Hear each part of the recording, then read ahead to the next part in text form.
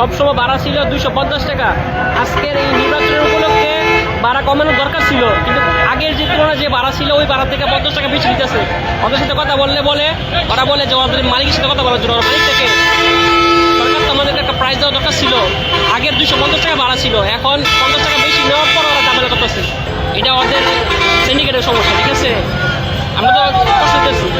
ভাড়াটা দ্বিগুণ বেশি হয়ে গেছে, ভাড়াটা দ্বিগুণ বেশি করে আমরা এইভাবে আসতেছি। কষ্ট, আমার জাম তো আছে।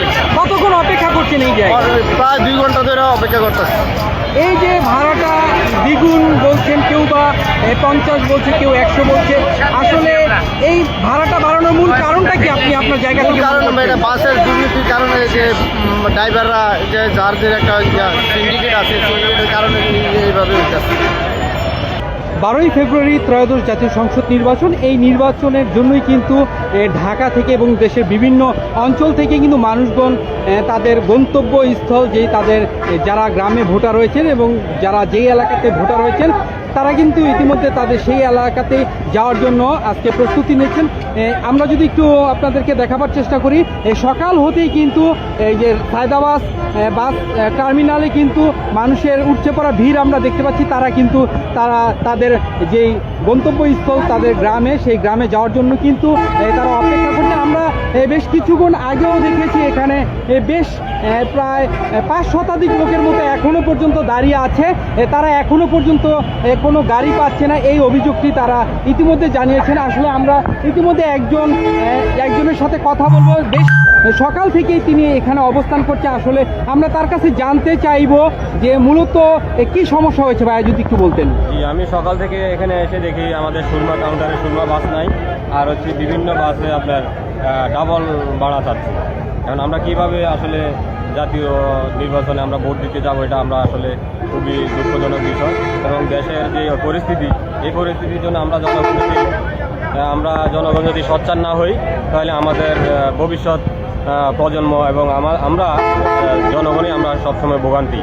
হ্যাঁ, আমরা চাই দেশের উন্নতি এবং দেশের একটা পরিবর্তন চাই।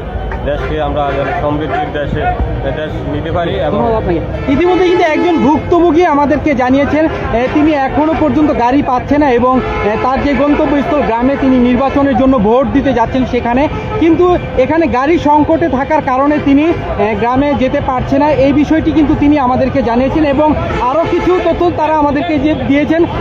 অন্য অন্য দিনের তুলনায় নাকি এই নির্বাচন উপলক্ষ ঘিরে কিন্তু ভাড়াটা বেশি বলছে তারা। আমরা যদি একজন যাত্রীর সাথে কথা বলি, আসলে তিনি কোথায় যাচ্ছেন? জি ভাই, আপনি কোথায় যাচ্ছেন?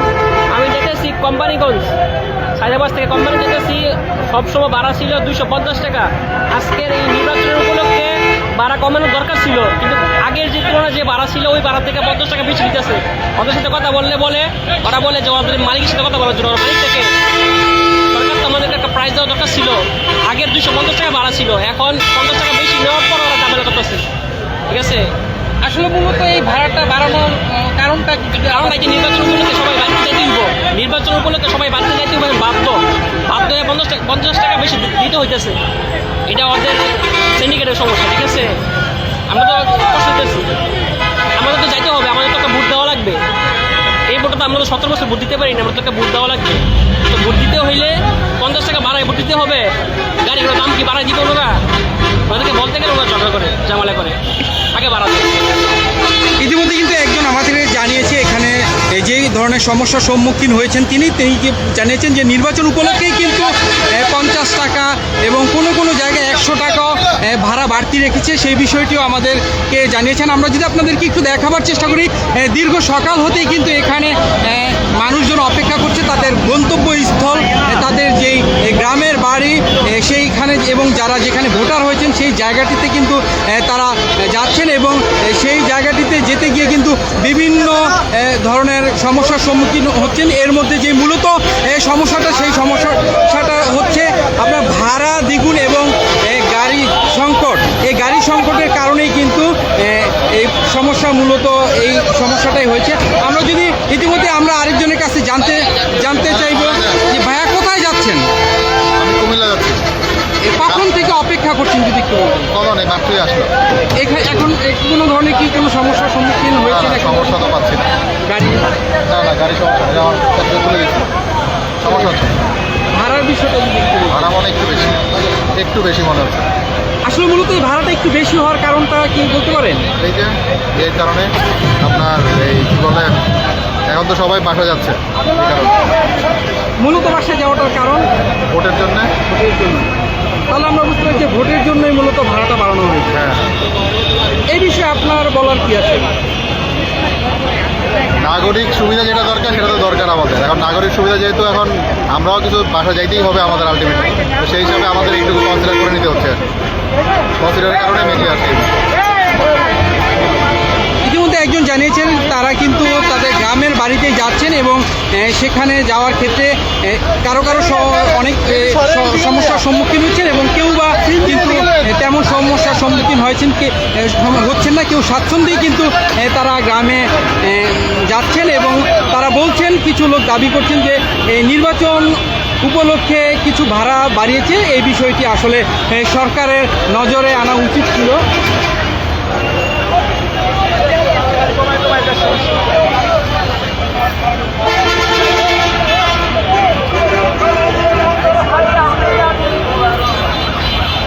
জি ভাইয়া, কোথায় যাচ্ছেন? তুমি কিসের জন্য? আমি ভোট দিতে বাড়িতে, কিন্তু ভোটের অবস্থায় মানুষ এরকম করতেছে না। ভোটের ভাড়া প্রচণ্ড ভাড়ার কারণে ভোট দিয়ে যে দাম, আমরা যে ভোট দিয়ে যাবো তাই মানুষের অনেক কষ্ট আছে।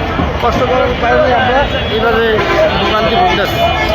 ভাড়াটা বেশি বলছেন? ভাড়াটা দ্বিগুণ বেশি হয়ে গেছে। ভাড়াটা দ্বিগুণ বেশি করে আমরা এইভাবে আসতেছি। কষ্ট, আবার জাম তো আছে। কতক্ষণ অপেক্ষা করছেন এই জায়গায়? প্রায় 2 ঘন্টা ধরে অপেক্ষা করতেছি।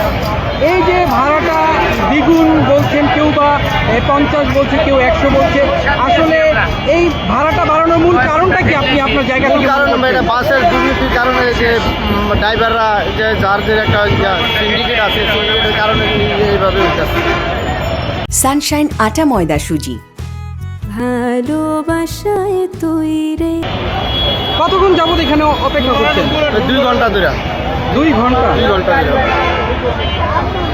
ইতিমধ্যে কিন্তু একজন আমাদেরকে জানালেন যে তিনি দীর্ঘ 2 ঘন্টা যাবৎ পরিবার সহ এখানে অবস্থান করছেন এবং তার যে কাঙ্ক্ষিত জায়গা, সেই জায়গাতে যাওয়ার জন্য যে পরিমাণ ভাড়া বিগত সময়ে সে দিয়েছেন, তার তুলনায় কিন্তু নির্বাচনকে ঘিরেই কিন্তু এই ভাড়াটা মূলত বেশি বলছেন তারা। আমরা যদি আপনাদেরকে একটু দেখাবার চেষ্টা করি, এখান থেকে কিন্তু প্রায় প্রতি মিনিটেই কিন্তু গাড়ি ছাড়া হচ্ছে, তবুও কিন্তু সাধারণ যাত্রীরা কিন্তু গাড়ি পাচ্ছে না বলে এমন অভিযোগ করেছেন এবং ভাড়া আগের তুলনায় কিন্তু দ্বিগুণ বলে জানিয়েছেন তারা।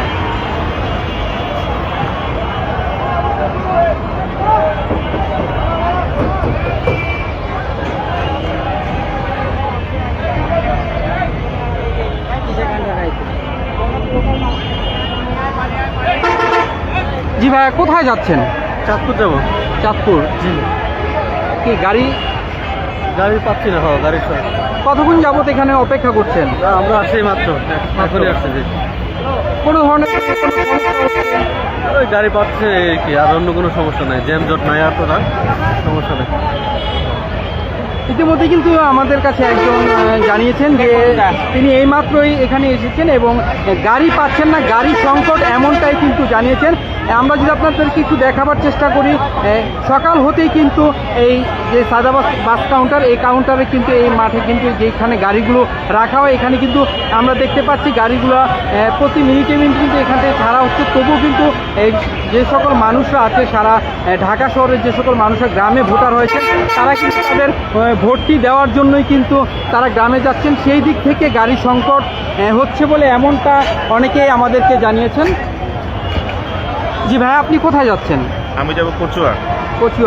এই ঘুরছেন, আসলে কারণটা কি? গাড়ি পাচ্ছি না, আমাদের কচুয়ার সুরমা বাস একটা বাসও এখানে পাওয়া যাচ্ছে না। কচুয়ার সুরমা বাস একটা পাওয়া যাচ্ছে না। আসলে মূলত এই গাড়িগুলো কেন পাওয়া যাচ্ছে না, আপনার ধারণা কি? এখানে সিন্ডিকেট করে, মূলত এরা গাড়ির সংকট দেখায়, পরবর্তীতে ভাড়া বাড়ায় দেয়, আর নর্মালি কচুয়ার ভাড়া হচ্ছে 250 টাকা, রহিমানগর ভাড়া, কচুয়া টু রহিমানগর। তো এখানে পরবর্তীতে একটা গাড়ি একটু পরে দেখবেন একটা গাড়ি আসবে 300 350 করে, মানুষ জ্যাম করে উঠে ফেলবে। তো এখানে দেখা গেছে যারা মা বোনরা আছে তারা উঠতেও পারে না ঠিক মতো, বা আমরা যারা দৌড়ে উঠতে পারি আমরাও আমাদের অনেক সময় ঝুঁকিপূর্ণ হয়ে যায়, কিন্তু এটা আসলে ঝুঁকিপূর্ণ আমাদের জন্য। আসলে মূলত গ্রামে যাওয়ার কারণটা কি আজকে? আমি মূলত কোর্টে প্র্যাকটিস করি, আমি অ্যাপ্রেন্টিস লয়ার। গ্রামে যাত্রীর সামনে আমাদের কোর্ট আজকে বন্ধ কালকে থেকে, তো একে তো ভোট দিব এবং আমার সাথে দেখা করবো, এই সব মিলিয়ে যাচ্ছে আর কি। তাহলে আপনার ধারণা মতে যে এখানে গাড়ির সংকট এবং ভাড়া দ্বিগুণ বলে দাবি করছেন আপনি? গাড়ি কৃত্রিম সংকট তৈরি করে এখানে, ফার্স্ট অফ অল হচ্ছে এখানে না, এরপর সবসময় আপনার সুরমা যে সার্ভিস দেয় আমাদের, সুরমা প্লাস হচ্ছে আপনার এই প্রায় 10 মিনিট পর একটা সুরমা থাকে, তাহলে আজকে কেন মানে এত মানুষ হতো এখানে নাই আছে, কিন্তু আপনার সংকট হওয়ার মতো মানুষ না। মিনিমাম 10 মিনিট পর যদি একটা গাড়ি সার্ভিস দেয়, তাহলে এখানে একেবারে এখানে প্রায় আমি 2 ঘন্টা আছি, একটা বাসও না, তার মানে এখানে অবশ্যই তার কৃত্রিম সংকট তৈরি করতেছে রাস্তাঘাটে, বা জ্যাম ট্যাম থাকতে পারে, কিন্তু আমার কাছে মনে হচ্ছে এখানে এটাই মূল পারপাস। ভাড়াটা যে দ্বিগুণ আসলে হ্যাঁ, ভাড়া দ্বিগুণ আপনার না। জায়গা থেকে মানে কি বলার, এই ভাড়াটা বাড়তি হওয়ার এটা কারণ? আমাদের জন্য ভোগান্তি আর কি, এটা অসাধু চক্র যারা তারা এই কাজটা করার ট্রাই করে সবসময়।